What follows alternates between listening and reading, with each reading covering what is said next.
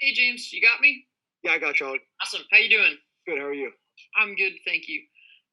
Obviously, this is such a different year, such a different day for you guys. How do you feel like you've balanced everything so far today? And I guess, did you guys make it through practice with this weather? Yeah. So I obviously, very different. We typically staff meet at 7 a.m. So we had that staff meeting last night at 9 p.m. Is when I think we did it, or 9:30.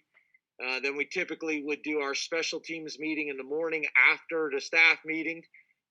So we'd end up doing that last night at like 9:45. Special teams meeting, and then we still had to get all our practice scripts and all those things done. So it was a late night from that perspective. And then the coaches kept doing that in the morning, and myself and the coaches and the recruiting staff rotated in and out to handle recruiting, because we wanted to make sure that we did everything we possibly could to celebrate these signees who obviously didn't have a normal senior year, didn't have a normal recruiting process, no official visits. So we tried to balance all those types of things. And then what magnified it even more was we usually practice in the afternoon around 3 o'clock. And obviously with the weather, we moved it up, to 12 o'clock. So it just changed our normal dynamics. But again, this is what we had to do. Obviously, in this part of the country, the snow creates another challenge. The weather can create another challenge. But I thought overall, we handled it. We handled it pretty well. So I was pleased with how the staff stayed flexible and the players stayed flexible, and we adjusted. So we'll go from there. But overall, I was pleased in a very non-traditional year. Mark Brennan and Rich Garcelle, you're on deck. James, can you just talk about your general thoughts about the class and maybe kind of the balance that maybe there were some prospects they didn't quite get, but at the end of the day, you didn't lose anybody when you had kind of a rough start to the season as well? Yeah, I think one of the things that I've been proud of, since we've been here and really kind of throughout my career, we've had very little drama on signing day. How we go about the process, the guys that are supposed to sign have typically signed. We usually have them all in by 7:30 in the morning. So that's been good, and I think that's based on transparency and really good conversations with the families and our coaching staff. And a lot of them have been committed to us for a long time. We also went to some maybe non-traditional places for us to get some guys, to find some guys, which I thought that went well. We had a number of guys that committed to us without ever seeing the place. And again, like we've talked about before, this is a place where you really have to have a specific plan to come see, because it's not really on the way to anything. So it's got to be a very, very specific plan. And typically, spring games are huge for us from a recruiting perspective. Whiteout games are huge for us in a recruiting perspective. And obviously, this year, not having either of those factored in. Rich Garcella and Ryan Snyder, you're on deck. Good afternoon, James. Hey, Rich. A few weeks ago, you had said to us that you were not satisfied with the recruiting job that you guys have done in this cycle. And I was just wondering, what have you learned from this cycle, especially when it comes to Pennsylvania? Well, I think a lot of the things that we already talked about, I think, but the other thing we've talked about is that if you study Pennsylvania over the last, 30 years, the numbers, continue to decrease. We have not offered a large number of players in the state of Pennsylvania over the last 5 or 6 years. The number continues to go down. So that makes the guys that we do offer critical that we get. And when you don't get them, it magnifies it. There's no doubt about it. But when you have a state and the numbers, the population in the state of Pennsylvania, and the number of high school graduates and the number of Division I players, I know Terry Smith has showed me some very specific articles and studies that have been done in Western Pennsylvania as well, specifically to the WPIL. So we've always taken an approach, I think, as you guys know, of really the region, really, trying to do a good job in the region. But again, those things are magnified in years when you can't really get kids on campus.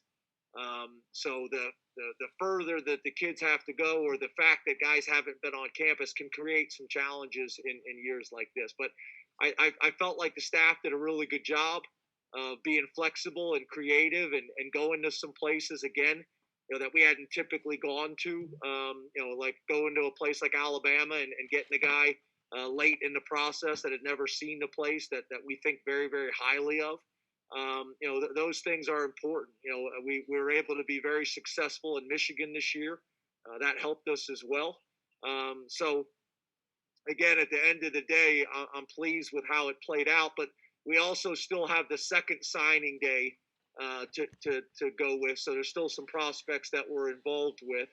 And then I think the other thing that you guys will see is we have typically signed a full class to try to get to our 85, where a lot of programs have saved scholarships for the transfer market, and we're also going to be involved in that. So when you talk about transfers, we're going to be looking at defensive ends.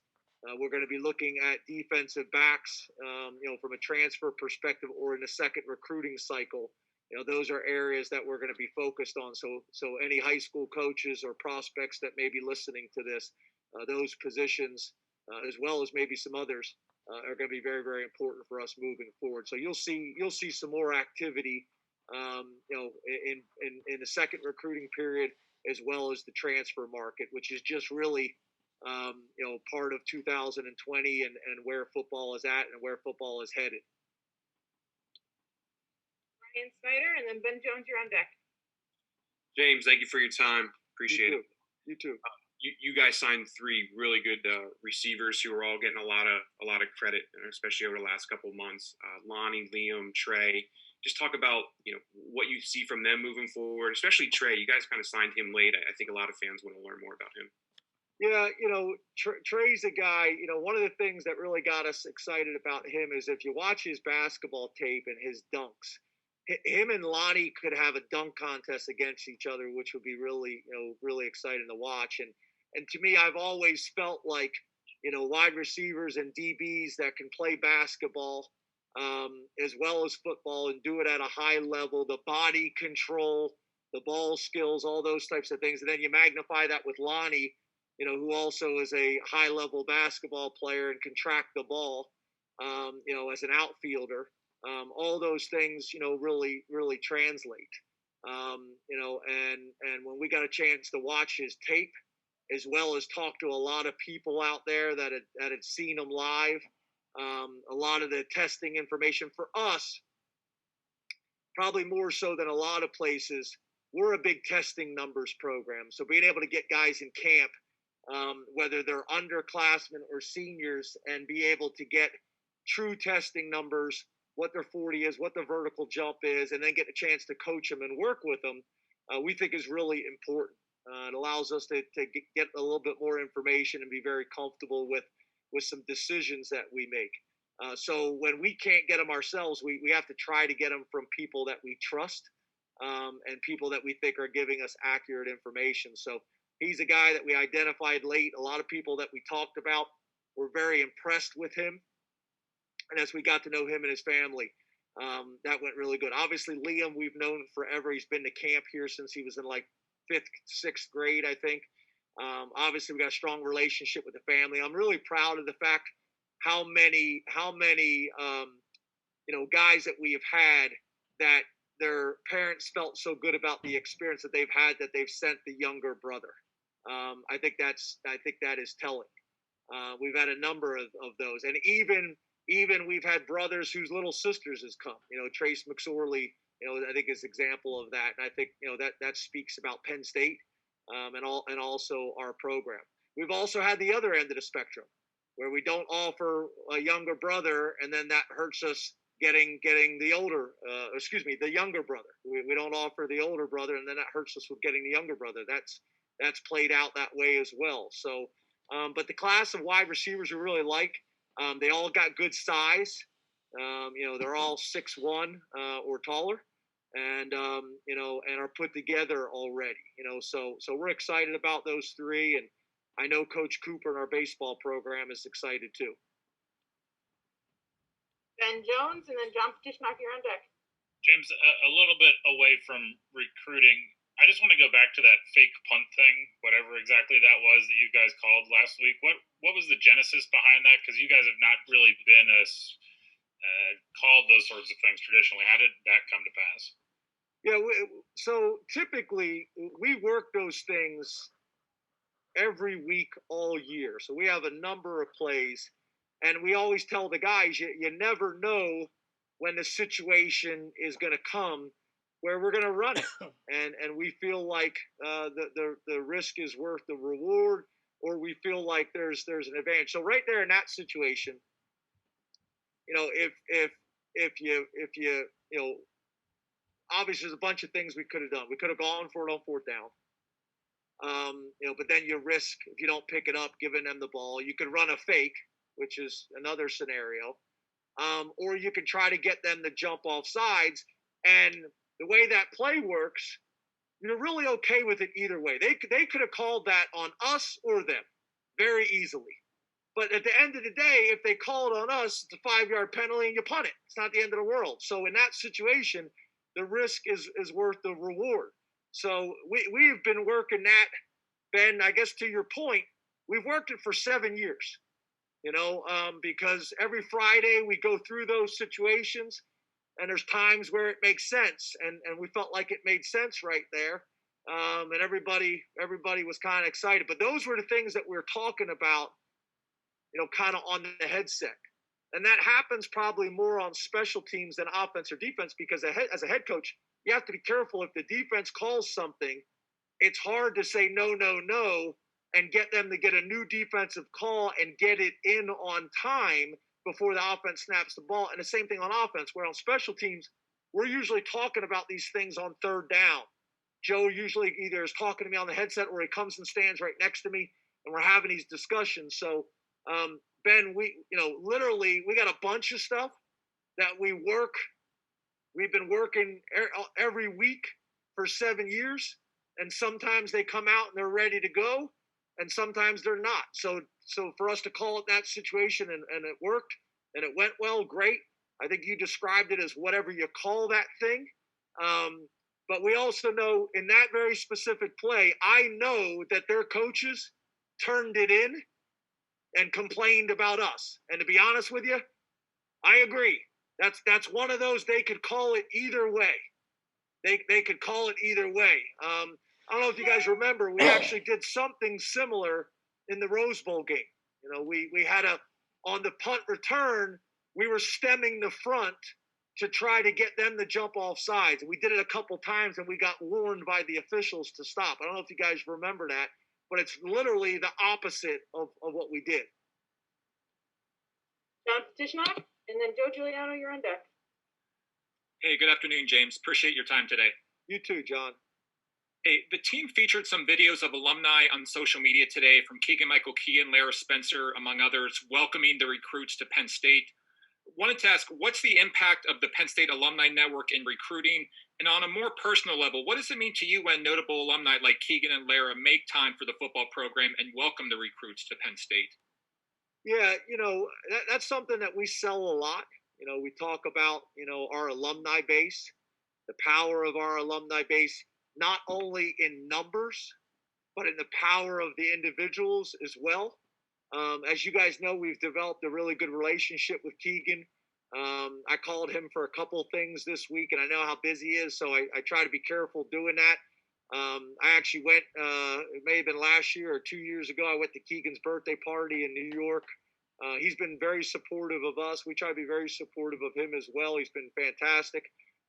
I don't know Lara Spencer as well. I wish I did, but Chris Peterson has a relationship, so she reached out. Having Dion back, Dion reached out to Donovan, a bunch of those guys, and got them involved. I know it was really special for some of our Michigan guys to have Allen Robinson and to have KJ Hamler. There's a lot of resources here and you got to be willing to take advantage of them. And again, on a year like today, where these guys were missing out on so many of their normal traditional recruiting experiences, we're trying to be creative and think outside the box and have some fun with it. So, I thought it went well, and I was happy to see the parents' faces light up, and the prospects or the commitments or the signees now, and their faces light up. As we went through the process and tried to make it as special as we possibly could. Again, under unusual circumstances. There's time for 2 more questions. Joe Giuliano, and then Tobias Holborn. Good afternoon, James. Thanks for your time. You too, Joe. I have another Lonnie White question. You've had experiences in the past in your head coaching career where athletes wanted to play football and baseball at the same time. What kind of a balance does that take? And why do you think Lonnie can achieve success in both sports? Yeah, I think it's hard. It's hard to come to Penn State and be a traditional student. It's challenging. And then it's challenging to be a student and play major Division I football. And then to balance that with going and playing baseball is even more challenging, because not only does it affect you academically, but now you really don't have an off season. You don't have an off season for rest and recovery, but you don't also have an off season for development in one sport. So if you're playing football, you can say, okay, I'm going to take the off season. I'm going to work on these areas of weakness. And when you're playing another sport, that makes it really challenging. I think I called him our version of Bo Jackson or Deion Sanders. Hopefully we don't get in a situation where he plays a football game, jumps on a flight, and then plays a baseball game later in the same day. But it's challenging. From the very beginning, we talked about it. We talked about at one point he was leaning towards just playing football. And then what happens is he goes and plays baseball, and he has success in baseball. And as you guys have seen, he's very well thought of and highly thought of. So then it, kind of switched back. But at the end of the day, I said, listen, I'm going to support you in whatever you want to do, and your family as well.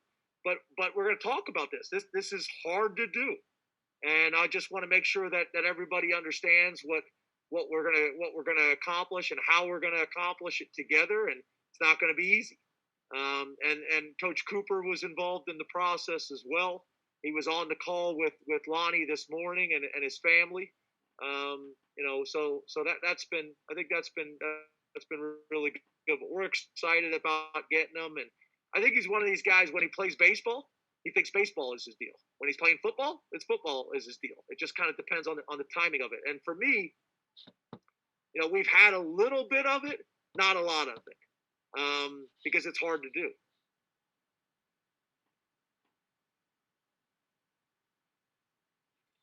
Hey, Coach. Thanks for the time on this busy day. Gonna kind of thank you, man. A little bit towards the Illinois game.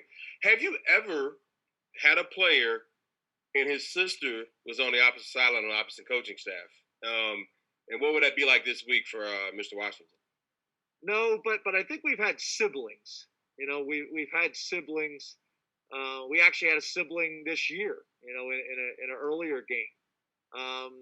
So it happens. Whether it's a dad who's a coach, of a guy, on another team, or whether it's a recruiting staff member, or a brother playing for another school, or something like that. So, but no, we got to know, his family very well, mom, dad, and sister. We knew that she wanted to get into the business. The challenge now with the NCAA rules is it's really hard to hire people, based on the IAWP rules, individual associated with the prospect. It makes it really challenging.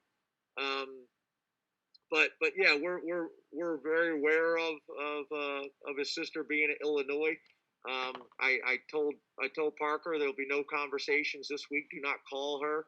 In pregame, I don't expect to see you hugging her either after the game. You do whatever you want. But this week, we were able to call AT&T here in town and have her number blocked from his phone. So, hopefully after the game, they'll get to spend some time together. But we love Ashton. We love Mom and Dad. And obviously Parker's has had a phenomenal true freshman year for us. And we expect that to continue to build. Thank you very much, Coach. Thanks, everybody.